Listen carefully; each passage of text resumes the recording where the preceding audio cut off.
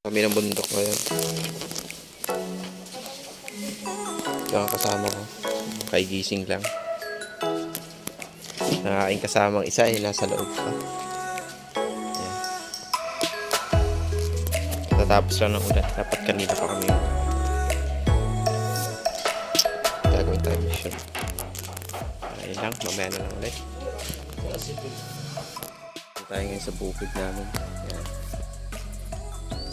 Mga manok, aso, yung mga manok nandun. Sila kumakain.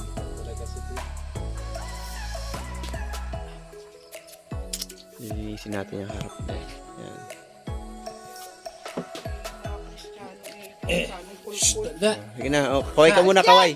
Kaway ka muna sa vlog ko. Ay, ayaw niya. Masungit. Hello, vlog.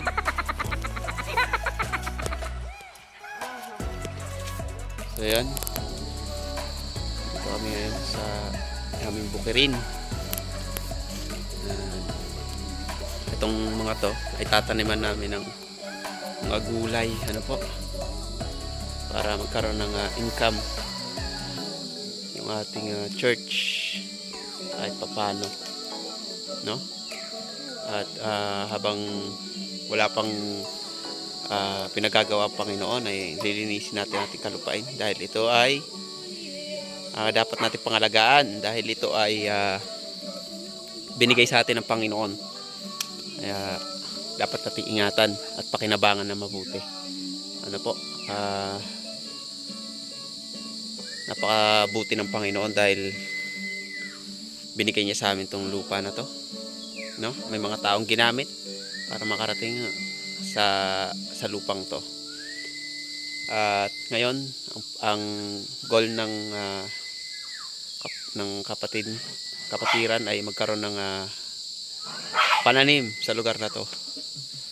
Kaya sana ang makapanood nito ay makatulong o isa sa gamitin o hipuin ang puso, no? Hipuin ang puso ninyo na maging kagamit-gamit upang matugon, no, ang pangangailangan ng lupan to. Wala na may ibang kailangan kundi pananim, no, pambili ng mga binhi, at nawa sana ay matulungan nyo kami, no po. Panimula lang mga kapatid, panimula lang. So yun lamang po. Hallelujah. God bless and shalom.